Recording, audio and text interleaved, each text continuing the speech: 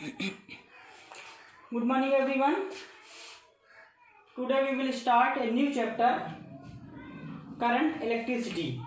Okay, current electricity आपका बहुत ही जाना पहचाना सा चैप्टर है, क्योंकि लास्ट या प्रीवियस क्लासेस में जैसे 10th क्लास में आप ऑलरेडी इसको स्टडी कर चुके हो। तो इलेक्ट्रिक करंट के बारे में कुछ आज हम इंट्रोडक्शन आपको बताते हैं और कल से प्रॉपरली स्टार्ट होगा इसका। तो इलेक्ट्रिसिटी जब हम पढ़ाते हैं, देखिए उसी कंटिन्यूएशन में हमारा पहला टॉपिक उसमें है करंट इलेक्ट्रिसिटी में। पहला जो पढ़ते हैं 10th क्लास में भी already we have studied that कि what is electric current. First point हमारा आता है इलेक्ट्रिक करंट। आपको क्लास 12 में आप स्टडी जैसे कर रहे हो, आपको इलेक्ट्रिक चार्ज, इलेक्ट्रिक करंट के बारे में नॉलेज होगा, थोड़ा बहुत बेसिक नॉलेज होगा from class 10।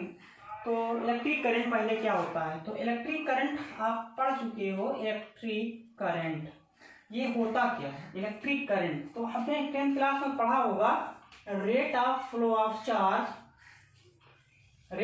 Of charge is called electric current. यानी कि जब चार्ज फ्लो हो इन मोशन तो क्या होगा, इलेक्ट्रिक करंट प्रोड्यूस होगी। देखिए पहले तो बात करते हैं, हम बात सारी करेंगे चार्ज से ही। स्टार्ट कहाँ से होता है, चार्ज से। चार्ज अगर रेस्ट में था तो उस टॉपिक को हमने नाम दिया था इलेक्ट्रोस्टैटिक।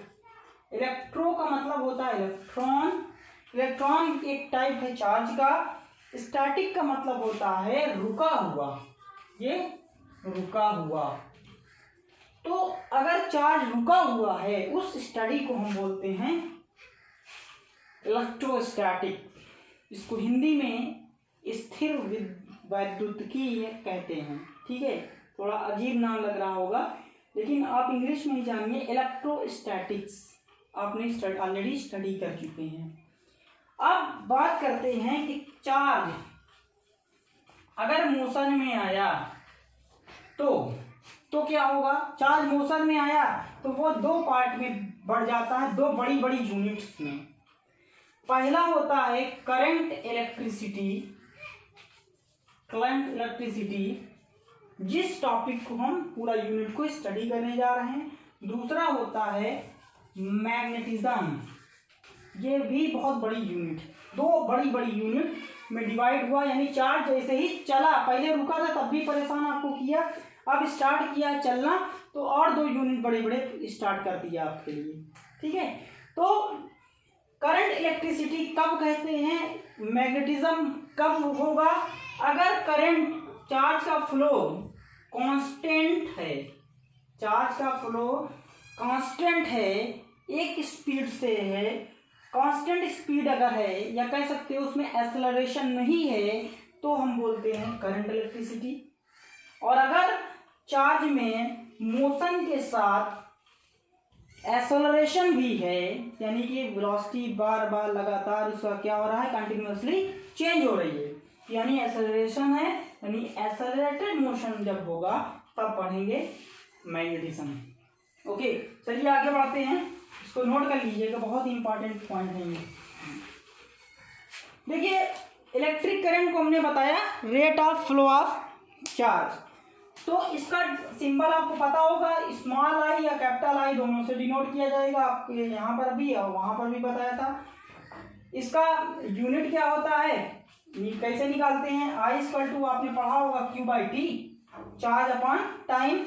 और चार्ज का होता है कूलम अपॉन सेकेंड। इसको बाद में एक नया नाम दिया गया, इसको बोलते हैं एम्पियर, और symbolically denoted as capital A. जैसे आपको देखो कोई भी डिवाइस में, आप कोई भी इलेक्ट्रॉनिक डिवाइस उठा लीजिएगा, उसमें 3 ampere, 2 ampere, 5 ampere, 10 ampere, 25 ampere, main switch आपकी 25 एम्पियर, 60 एम्पियर, कुछ की भी हो सकती है। तो ये ऐसे लिखा रहता है डिवाइस में। ठीक है, ये किसकी यूनिट होती है, करंट की यूनिट होती है। अब आगे बढ़ते हैं। इसमें दो चीज होता है, अभी तक हम लोगों ने सिर्फ इलेक्ट्रिक करंट के बारे में पढ़ा था। एक होता है इंस्टैंटेनियस करंट, दूसरा होता है एवरेज करंट। दूसरा है एवरेज करंट। तो इंस्टेंटेनियस करंट और एवरेज करंट में क्या फ़र्क होता है, फार्मूले से आप जान लीजिए। इंस्टेंटेनियस करंट को INS लिखते हैं equal to dQ by dt, और एवरेज करंट को लिखते हैं delta Q upon delta T। यानी कि अगर इस तरह का आता है तो Q2 minus Q1 by T2 minus T1 लिखा जाएगा, लेकिन ये क्या है आपका डिफरेंशिएशन। ठीक है, तो अब इसमें के कुछ क्वेश्चन पहले हम बता देते हैं जो कि 10th स्टैंडर्ड के ही आपके हैं, लेकिन हो सकता है आप लोगों ने ना लगाया हो। तो हम ये कुछ क्वेश्चन को बता देते हैं आज आपको। इस क्वेश्चन को बताने के बाद आते हैं इलेक्ट्रिक पोटेंशियल क्या होता है। तो पहला क्वेश्चन आप लिखिए कि if Q equal to T square plus 4t plus 5, ये दिया है आपका चार्ज। ठीक है, find the I instantaneous at t equal to 3 second. और दूसरा पूछ रहा है I एवरेज पूछेगा तो 2 पॉइंट पूछेगा कम से कम, फ्रॉम 0 टू 3 सेकेंड। ओके, यानी कि पहला इंस्टेंटेनियस करंट पूछ रहा है 3 सेकेंड में, तीसरे सेकेंड में इंस्टेंट करंट कितनी होगी, दूसरा पूछ रहा है 0 से 3 सेकेंड के बीच की एवरेज करंट कितनी होगी। तो सॉल्यूशन करते हैं पहले इसका। देखो पहला पार्ट जो है हमारा I इंस्टेंटेनियस है। इंस्टेंटेनियस का भी आपको फार्मूला जस्ट बताया, dQ बाई dt होता है। तो Q की वैल्यू d बाई dt रखिए और Q की वैल्यू पुट कर दिए, t square plus 4t plus 5। और किस पॉइंट पर पूछ रहा है, एट t इक्वल टू 3, तो इसको नीचे लिख दीजिएगा एट t इक्वल टू 3। तो I instantaneous at t equal to 3 equal to हो जाएगा, इसका पहले डिफरेंशिएशन आपको पता होगा, t स्क्वायर का 2t होगा प्लस 4t का 4 कांस्टेंट है, t का इंटीग्रेशन 1 और प्लस 5 क्या है कांस्टेंट है t के रिस्पेक्ट में, तो ये बात 0 हो जाएगा। तो इतना आया। अब इसमें क्या करेंगे हम, इसमें t की वैल्यू 3 लिख देते हैं। तो 2 इंटू 3 प्लस 4, 2 3 जस्ट 6 और 10 ampere. 10 ampere instantaneous current I किस पॉइंट पे, जब t इक्वल टू 3 सेकेंड था, यानी उस समय 10 एम्पियर था। नोट डाउन इसको। ठीक है, नाउ आते हैं एवरेज करंट पे। Average current at t equal to 0 to 3। ठीक है, ऐसे लिखते हैं। तो अब आपको पता है कि I एवरेज एट निकालते हैं, तो delta Q by delta T, तो लिख सकते हैं Q2 minus Q1 upon T2 minus T1। तो देखो पहली टाइम क्या था, T1 कितना था, 0 था, T2 कितना था, 3 सेकेंड। देखो दिखा है 0 टू 3 सेकेंड, यानी T2 3 सेकेंड है, T1 इतना है। तो I एवरेज कितना हो जाएगा, Q2 लिख दो T2 square plus 4t plus 5, यहाँ T2 लिख दो। ठीक है, minus T1 square plus 41 plus 5 अपान T2 कितना था, 3 माइनस 0 लिख सकते हैं डायरेक्ट। अब T2 की वैल्यू आपको पता है, सब पुट कर दो बस। ये T2 की वैल्यू कितना, 3 का स्क्वायर 9 हो गया, 4 3 जा 12 हो गया, प्लस 5 माइनस T1 कितना 0 है, T1 इसमें सब है, 2 मीटर में हो जाएगा, तो यहाँ से 5 बचेगा जो कांस्टेंट है, अपान 3, 5 से 5 गया, 12 9 21, कितना आया,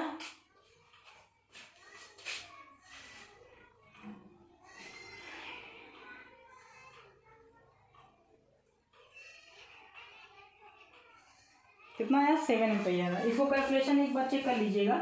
तो एवरेज करंट कितनी आई, मतलब 0 से 3 सेकेंड के लिए 7 एम्पियर आई, ये आपको जानना है। ठीक है, अब आते हैं एक नेक्स्ट क्वेश्चन पे। इसी तरह के ये सब क्वेश्चन कभी कभी पूछ लिए जाते हैं एग्जाम में, आपको वही चीज़ें पढ़ाया जाएगा जो आपके बोर्ड एग्जाम के लिए बहुत ही इंपॉर्टेंट होगा। तो दूसरा है, कोई भी कॉन्सेप्ट आपका छूटेगा नहीं। ठीक है, नेक्स्ट क्वेश्चन हमारा है, कह रहा है कि I इक्वल टू दिया है 2t प्लस सॉरी t² + 1। इसमें पूछ क्या रहा है, क्वेश्चन लिख लीजिएगा, फिर से बोल दे रहे हैं। Find the charge flow across A section between 0 to 3 second. Find charge from 0 to 3 second. 0 से 3 सेकेंड में कितना चार्ज फ्लो होगा। Also find the number of electron. Also find number of electron that flows in that time। तो चलिए आते हैं। I = dq/dt होता है, 2 की बात कर रहा है, लेकिन हमको इंस्टेंटेनियस ही लेना है। तो ये d, अगर इसको ऐसे लिख सकते हैं तो dq बराबर I/dt भी लिख सकते हैं ना, लिख सकते हैं। देखो अगर यहाँ चार्ज दिया रहेगा तो डिफरेंशिएशन करेंगे, अगर I की वैल्यू दिया है तो क्या करेंगे, इंटीग्रेशन करना पड़ेगा। दोनों तरफ सांप की तरह लगा दीजिए I/dt, तो dq का इंटीग्रेशन टोटल q हो गया, और I की वैल्यू आप पुट कर दीजिए। I की वैल्यू है t² + 1। और लिमिट कहाँ से कहाँ तक है, देखो इसमें लिमिट भी लगाना पड़ेगा, 0 से 3 सेकेंड। तो कितना है tq/3 + 1, और इसका 0 से 3 ले लेते हैं। तो यहाँ क्या आएगा, 0 से 3, q = हमारा 3 का q/3 + 1 -0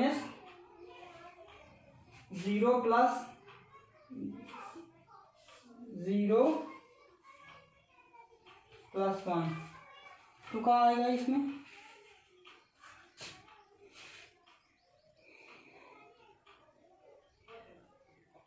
ये जब इसको कैलकुलेट आपने किया था t² + tq, ये t भी होगा ना, ये सॉरी इसको जब करेंगे आप, यहाँ पर t रहा हुआ, तो यहाँ पे क्या है, ये t ही था, तो ये भी 0 हो जाएगा पूरा, यानी तब ये वाला साफ हो गया। अब यहाँ पे कैलकुलेट कर लो, 3 है, 3 बार है तो 2 बार हो जाएगा, 3 3 करना है 10 कूलम, ठीक है।